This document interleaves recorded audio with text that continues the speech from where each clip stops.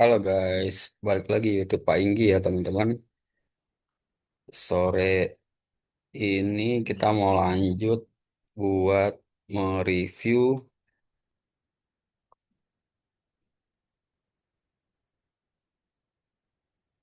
mau nge-share lagi ya teman-teman ya. Apa sih dokumen teknis dari untuk persetujuan bangunan gedung itu?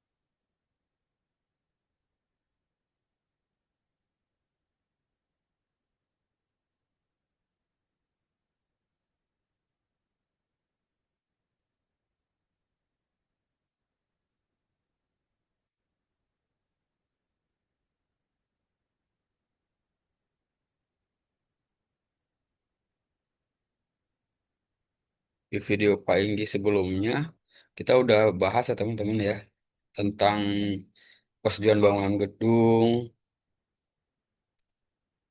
terus gimana cara punya akunnya di SIM BGPU, kemudian upload dokumennya.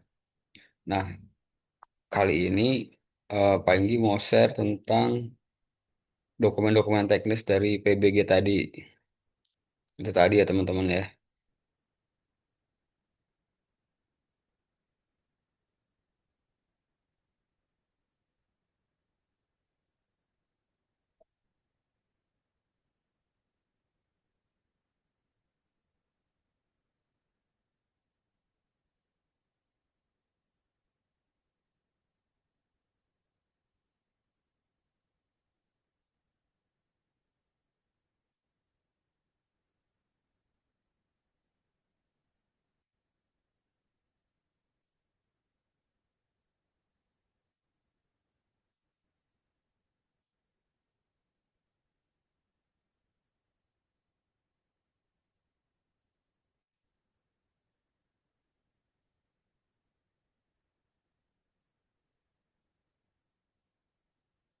Nah, di video kali ini Pak Inggi mau nge-share tentang dokumen teknis yang diperlukan untuk mendapatkan persetujuan bangunan gedung.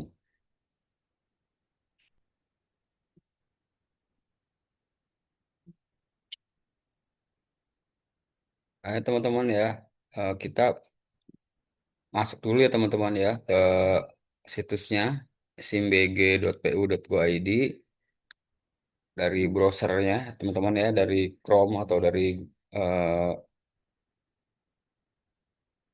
dari apa mesin pencari itu. Nanti kita ketemu tampilan ini teman-teman ya, Sistem Informasi Manajemen Bangunan Gedung dari Kementerian Pekerjaan Umum. Ini tampilan mukanya tentang simbgpu.go.id. Nah, kemudian ini kita klik sini aja nih, masuk. Klik di sini masuk di sudut kanan atas. Nah, nanti ketemu tampilan seperti ini teman-teman. Eh, untuk kita masukkan email kita sama kata sandinya dan kata sandinya. Ini kita masukkan apa kata sandinya. Terus klik masuk. Nah, ini tampilan pertama ya teman-teman ya. Kalau kita udah masukkan email dan passwordnya tadi, kita ketemu tampilan depannya nih berandanya untuk SIM BG, Sistem Informasi Manajemen Bangunan Gedung. Di sebelah kanannya tuh ada tentang pemberitahuan dan pemohon.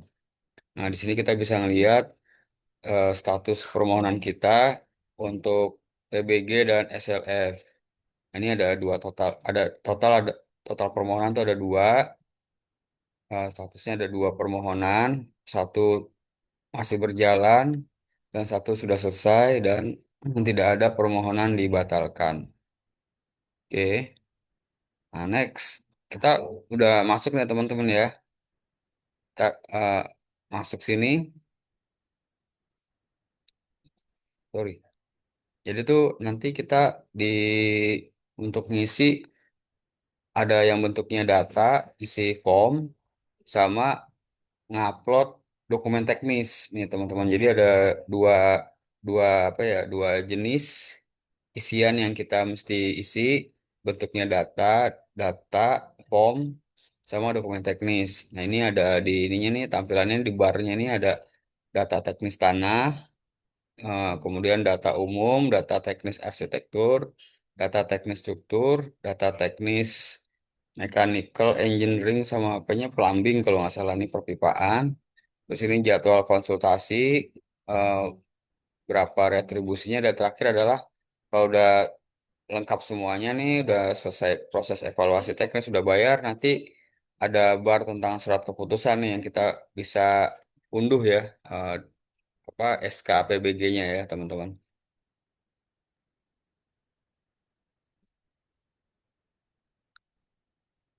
Nah ini kalau kita,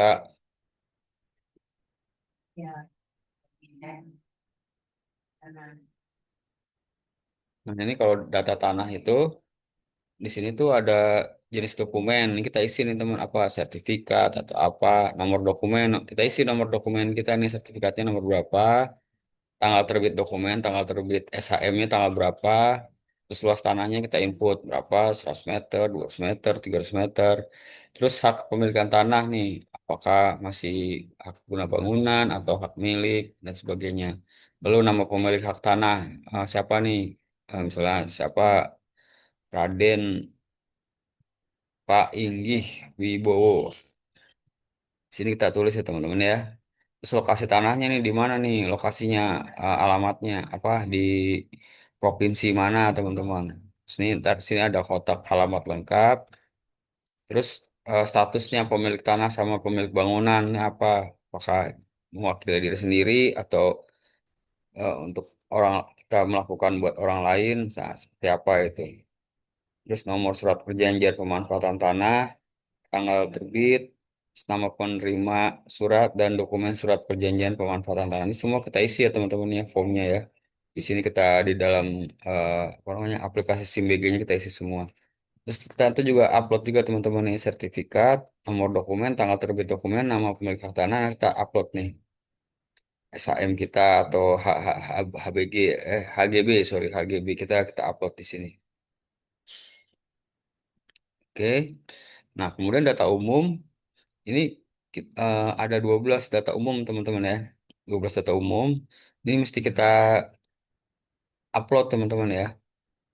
Kita upload nih. Pertama adalah data penyedia jasa perencana konstruksi badan usaha atau perorangan. Jadi ini ketika kita melakukan renovasi atau membangun gedung, ini kita dipersyaratkan juga harus memiliki jasa perencana konstruksi ya, untuk agar kita pastikan bahwa yang melakukan konstruksi bangunan itu emang oleh orang-orang yang kompeten ya, kompeten atau dan terkualifikasi ya. Nah, ini kita harus melampirkan sertifikat sertifikat bekerja dari penyedia jasa perencana konstruksi badan usaha atau perorangan. Nah, bentuknya seperti apa nanti di slide selanjutnya. Terus yang kedua adalah dokumen lingkungan sesuai peraturan perundang-undangan. Ini dokumen lingkungan ini bisa bentuknya AMDAL, AMDAL lain, atau misalnya UKL, UPL, atau SPPL atau izin lokasi. Nah, di sini karena ini rumah rumah sederhana ya teman-teman ya, kita ada ini ya apa, syarat lingkungannya ini, dokumen lingkungannya ini yang paling rendah aja nih, surat pernyataan pengelolaan lingkungan ya, atau SPPL. Terus yang ketiga adalah informasi KKPR ya, kesesuaian kegiatan pemanfaatan ruang. Jadi untuk memastikan bahwa yang dibangun itu, lokasi yang dibangun itu sudah memenuhi tata ruang yang diterbitkan oleh Kementerian ATR. Jadi Kementerian ATR itu udah membagi apa ya, pola ruang dan struktur ruang tuh teman-teman. Ada misalnya ini daerah wisata, ada daerah konservasi air, itu daerah perkantoran, daerah industri, nah itu daerah permukiman. Nah, itu Semua udah ada site plan-nya ya teman-teman. Kita harus melampirkan site plan-nya untuk meyakinkan bahwa kita memang membangun apa namanya, membangun hunian rumah itu emang di daerah permukiman ya teman-teman. Terus kemudian informasi KTP atau KITAS, terus spek tek, spesifikasi teknis, yaitu berisi jenis, tipe, dan karakteristik material atau bahan yang digunakan secara lebih detail dan menyeluruh untuk komponen mekanik, elektrik, dan plumbing. Nah, ini kita mesti melampirin nih, teman-teman ya. Kita bangun rumah itu untuk komponen mekanik, elektrik, sama plumbingnya itu bahannya apa aja, terus apa, misalnya kayak pipanya, pipa ukuran berapa, speknya berapa, jenisnya apa, tipenya. Ini kita mesti uraikan ya teman-teman ya. Terus yang ke nomor nomor 6 ada perubahan perhitungan teknis dan gambar rencana detail sistem sanitasi plumbing yang terdiri atas pengelolaan air bersih, air limbah, air hujan, drainase, persampahan, dan sistem pengelolaan limbah B3. Terus perubahan perhitungan teknis dan gambar rencana teknis sistem jaringan listrik yang terdiri dari gambar sumber, jaringan, dan pencahayaan umum, pencahayaan khusus, dan energi terbarukan. Ini kita harus lampirkan juga perubahan perhitungan teknis dan gambarnya.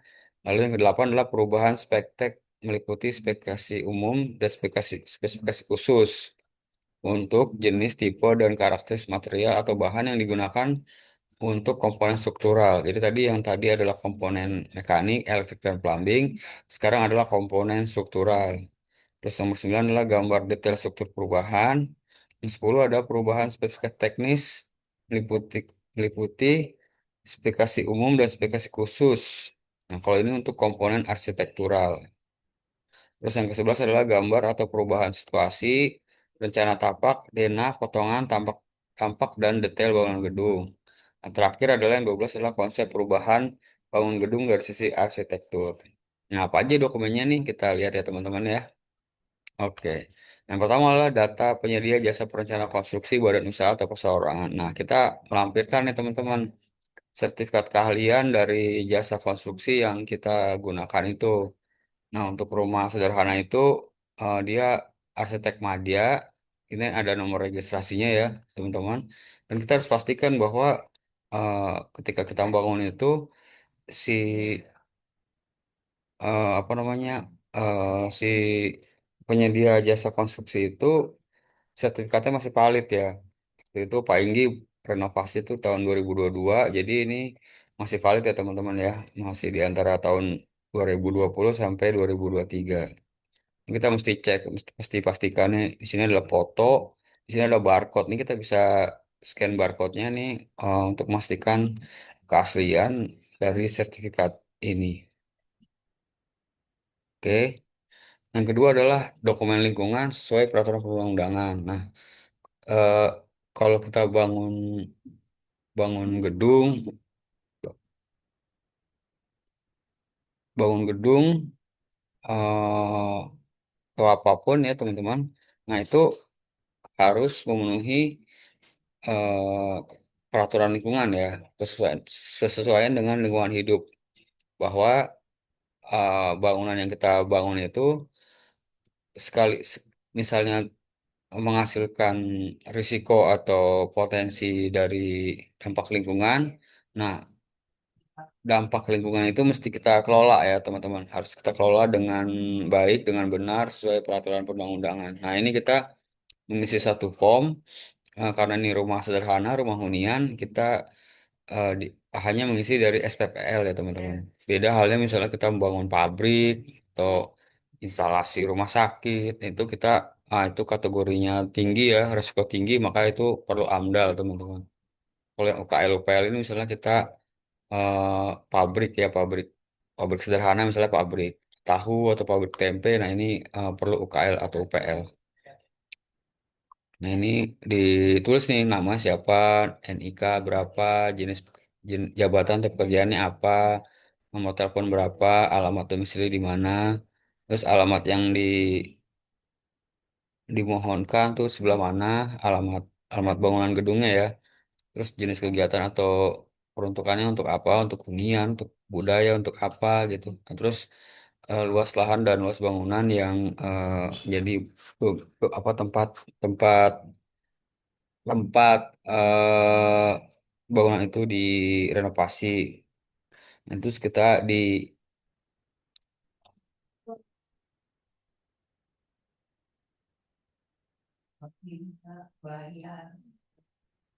terus kita ini juga teman-teman ya di sini ngisi pernyataan ya bahwa kita bersedia menginformasikan kegiatan kepada masyarakat sekitar terkena dampak, melaksanakan tertiban umum dan apa nih, senantiasa membina hubungan baik dengan tetangga sekitar. Jadi ini kita harus membina hubungan baik dengan tetangga, terus kemudian bersedia menjaga kesehatan dan keselamatan kerja serta kebersihan dan keindahan di lingkungan kerja. Jadi ini kita harus pastikan bahwa tempat kita tuh meskipun menghasilkan debu tuh tetap dibersih, tetap dikelola, terus kemudian tidak mencemari em, tetangga atau masyarakat sekitar. Terus bersedia bertanggung jawab at- atas yang diakibatkan oleh usaha dan kegiatan tersebut. Nah, kita ketika kita bangun rumah itu kan pasti menghasilkan apa ya, misalnya debu. Nah, debunya itu mesti kita kelola. Kemudian eh, ada buangan apa, misalnya buangan pasirnya. Nah, pasirnya itu mesti kita simpan atau kita misalnya buang itu di tempat yang sesuai. Terus misalnya eh, ketika misalnya ada melakukan pekerjaan tuh ada korslet listrik bisa kebakaran. Nah, itu kita harus siapkan juga ya, misalnya ada aparnya dan sebagainya itu kita mesti sediakan ke tukangnya. Terus eh, misalnya membangunnya tuh di pinggir jalan ya, teman-teman ya. Itu pasir-pasirnya ditempatkan di dekat situ sehingga menimbulkan gangguan lalu lintas. Nah, itu kita mesti atur juga itu, teman-teman ya. Terus misalnya apa lagi ya? Contohnya ya. Nah, kita juga harus memberikan kesempatan kerja misalnya buat warga sekitar. Ya, kita mengutamakan warga sekitar ya untuk apa namanya, untuk dalam pekerjaan ini ya, ketimbang kita ngambil tukang dari jauh gitu. Nah, ini jenis-jenis dampaknya kita mesti uraikan di sini teman-teman ya. Misalnya kalau limbah padat tuh misalnya kita menyediakan tempat sampah organik dan anorganik, misalkan barang bekas yang masih bisa dimanfaatkan, terus bekerja sama dengan pihak ketiga terkait pemanfaatan bahan bekas yang masih bisa dipakai atau memiliki sifat apa sih, lupa gitu lah, sifat ekosistem apa ini. Sifat ekonomis, sorry sorry, sifat ekonomis. Terus misalnya kalau menghasilkan limbah cair tuh air buangannya tuh harus dipastikan masuk ke saluran umum. Nah, kalau yang black water masuk ke septic tank. Terus melakukan pemeliharaan saluran drainase untuk limbah cair yang bersifat grey water. Jadi kalau ada apa namanya, sedimen-sedimen atau sumbatan atau mampet di saluran-saluran itu mesti kita pastikan itu tetap mengalir ya, tidak menimbulkan banjir. Terus misal tadi ada gangguan lalu lintas, itu kita melakukan kegiatan pengaturan lalu lintas, tidak menimbulkan kemacetan dan sebagainya. Terus kalau perlu itu juga menempatkan petugas lalu lintas di sekitar lokasi kegiatan ya, untuk menghindari kemacetan. Lalu tidak memarkir kendaraan yang dapat mengganggu kelancaran lalu lintas. Jadi ketika misalnya eh, apa, truk pasir atau truk semen itu naruh barang, kita harus pastikan itu tidak menimbulkan kemacetan. Lalu misalnya kalau tukang-tukang itu misalnya lagi kerja, ada koslet dan sebagainya, kita sediakan juga alat pemadam api ringan ya, APAR. Terus kita juga misahin bahan antara yang mudah terbakar dengan yang tidak terbakar. Nah, itu kita juga mesti sediakan itu, kita kasih kasih tahu tuh tukangnya tuh, ini naroknya yang bahan mudah terbakar tuh dipisahin dengan yang tidak mudah terbakar. Terus, nah, terus terakhir adalah persepsi masyarakat nih ya. Tidak menyediakan tempat atau fasilitas yang mengarah pada tindakan asusila, jam operasional tidak melebihi batas kewajaran, tidak melakukan operasional kegiatan selama bulan suci Ramadan atau hari raya keagamaan. Nah, ini kita juga harus ini ya teman-teman ya, eh, empati gitu sama warga sekitar. Jadi kalau misalnya lagi ada pekerjaan, kita bilang sama tukangnya, nih tolong ada azan berhenti dulu ya teman-teman. Ini istirahat dulu dan sebagainya. Terus kemudian tidak boleh kerja lewat maghrib misalnya itu, karena itu mengganggu jam istirahat. Kemudian juga kita pastikan tukangnya itu tidak melakukan tindakan asusila ya teman-teman yang bisa mengganggu ketertiban umum. Oke. Oke, lanjut yang ketiga adalah informasi KKPR. Ini kesesuaian kegiatan pemanfaatan ruang. Jadi di sini kita pastikan bahwa tempat yang kita mau bangun itu emang sesuai dengan daerah peruntukan untuk hunian pemukiman ya. Bukan misalnya daerah wisata atau daerah konservasi air, daerah resapan, terus kemudian atau gudang, daerah industri atau pabrik. Nah, ini kita pastikan bahwa rumah yang kita bangun itu memang daerah permukiman. Nah, ini biasanya pas kita membeli rumah itu kita diberikan site plan dari pengembangnya. Nah, ini kita harus simpan ya teman-teman. Ketika kita misalnya bangun atau melakukan renovasi, nah ini dokumen-dokumen ini sangat diperlukan ya teman-teman. Terus KTP ya, ini kita juga lampirkan KTP pemilik bangunannya.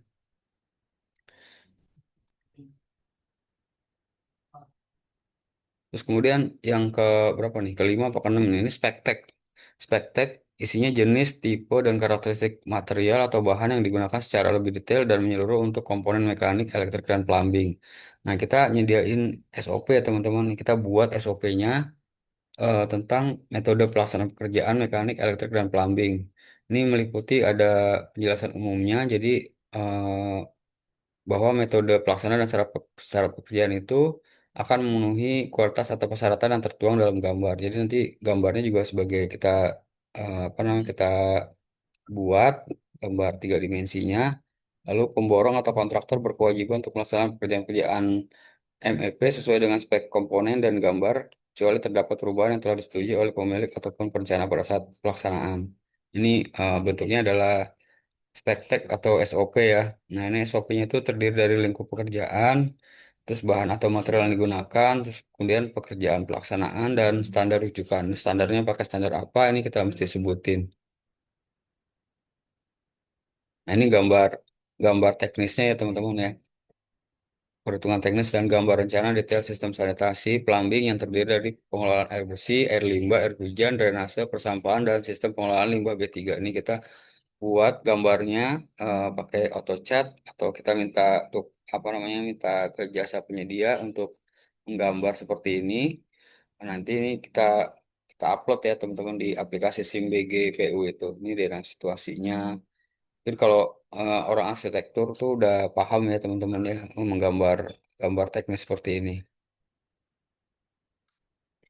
Terus kemudian nih untuk gambar teknis, perhitungan teknis dan gambar teknis untuk sistem jaringan listrik yang terdiri dari gambar sumber, jaringan dan pencahayaan umum, pencahayaan khusus dan energi terbarukan. Nah, ini karena rumahnya dua lantai, maka ini harus apa ya, diuraikan gitu ya. Ini mana titik stop kontak, mana titik kabel dan sebagainya nih kita Wah, di sini kita gambar.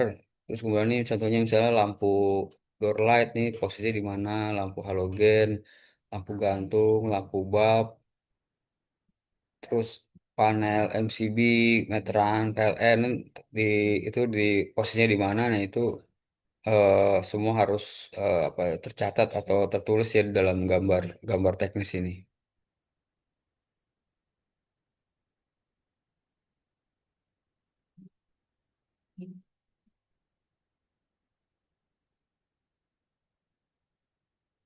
Nah, terus di situ selanjutnya adalah tentang gambar teknis ya atau perubahan spektek.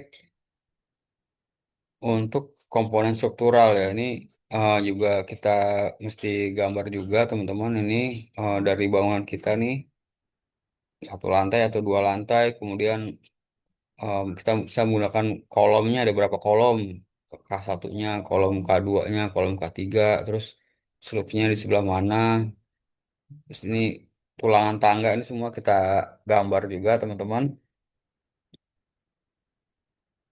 balok-baloknya posisi mana ini kita mesti apa ya jelaskan di sini semua di dalam gambar ini. Nah, ini struktur perubahan sama ya teman-teman ya. Isinya juga sama.